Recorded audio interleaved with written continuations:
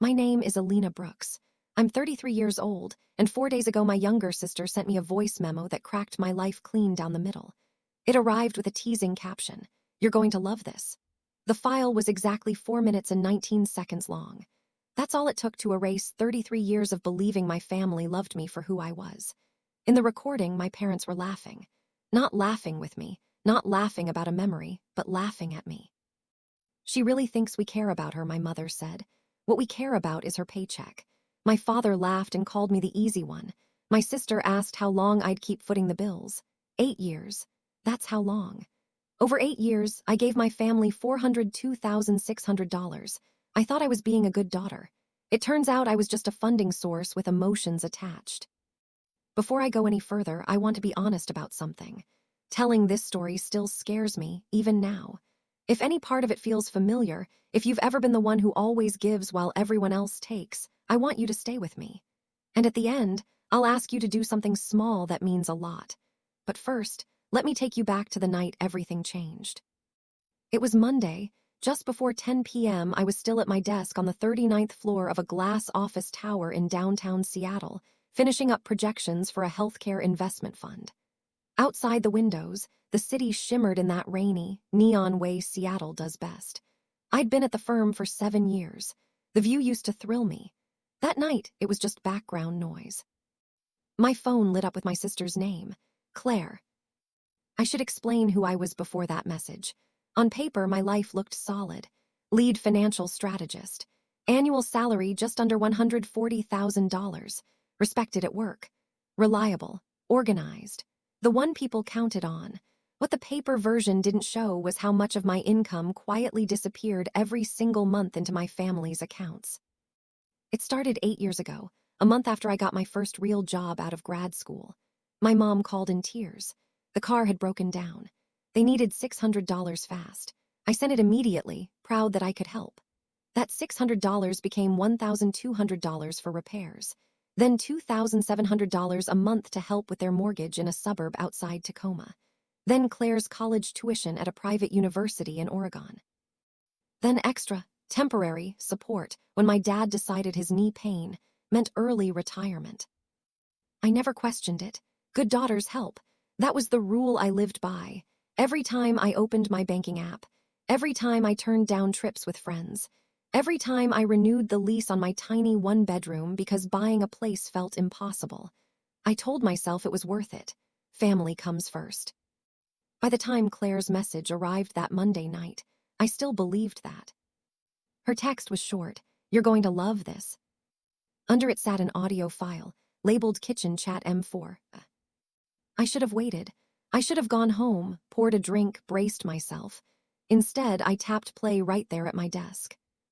Before I tell you what I heard, you need to understand what was supposed to happen that weekend. My parents were celebrating their 40th wedding anniversary.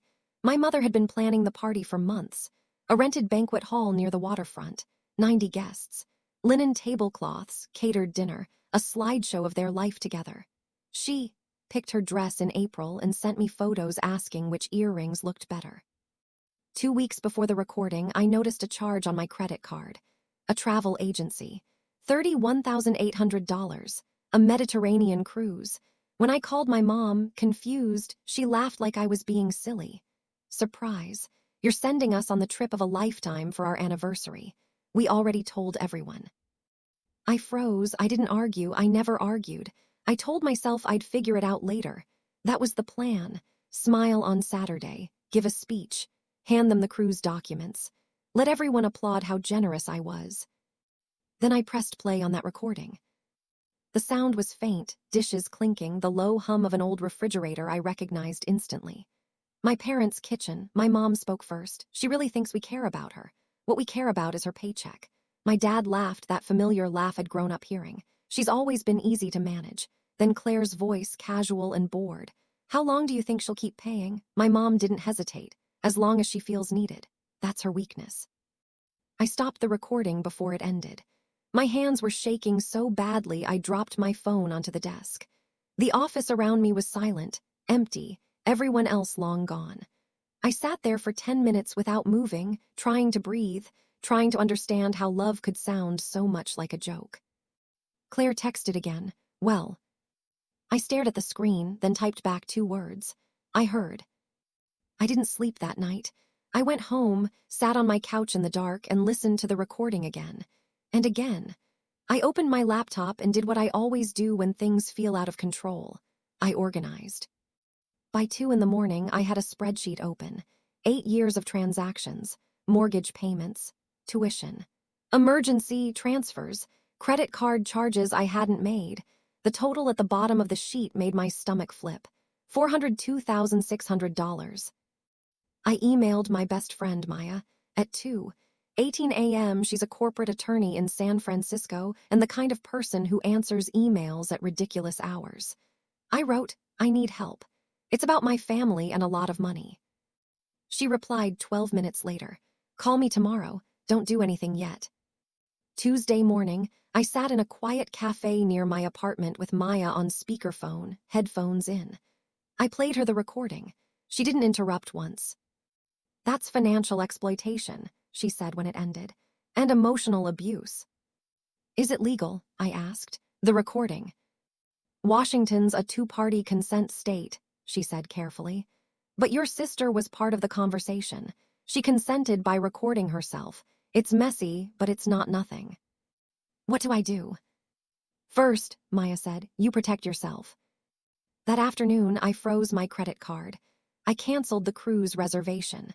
I stopped the monthly transfers, 3 phone calls, 2 emails, less than an hour to undo 8 years of dependency.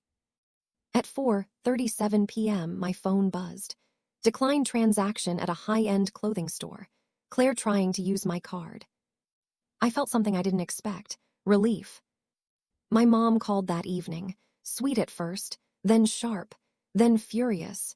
She talked about embarrassment, about how people would think I was unstable, about how I owed them after everything they'd done for me.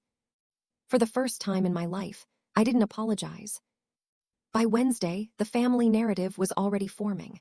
Calls from relatives, messages about misunderstandings, warnings not to cause drama at the anniversary party. My mother had always been excellent at managing appearances. Claire FaceTimed me that night from my old bedroom at my parents' house, lounging on the bed I'd slept in as a teenager. She laughed about the chaos, said she didn't think I'd actually do anything, said Mom was worried I'd embarrass them. That's when I knew I couldn't stay quiet. With Maya's help, I prepared. Bank records, screenshots, transcripts, everything neatly organized in a single folder. I asked a friend, Noah, to come with me to the party, not for backup, for witness.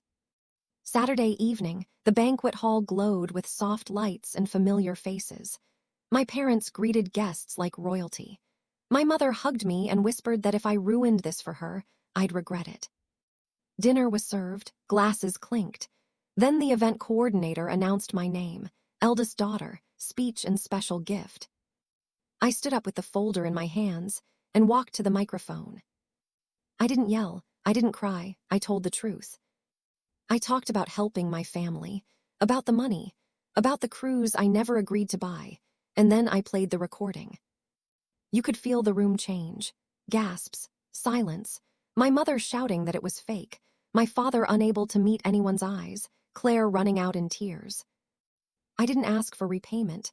I didn't threaten legal action. I said I was done. I walked out before dessert. The aftermath was messy. Some relatives apologized. Some stopped speaking to my parents. Some decided I was the villain. I learned quickly who wanted comfort and who wanted truth. I started therapy. I stopped sending money. I started saving. 6 months later, I bought a small condo near the water, my name alone on the deed. My dad eventually apologized, quietly, without my mother. Claire hasn't spoken to me since. Here, what I've learned.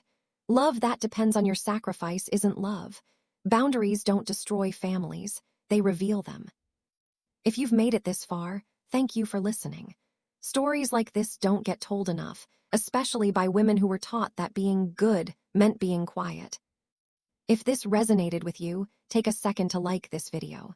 Subscribe to Plot Point for more stories about truth, boundaries, and rebuilding yourself. And if you feel comfortable, share your thoughts in the comments. Where are you watching from? What part of this story hit closest to home? You're not alone, and choosing yourself doesn't make you selfish. It makes you free.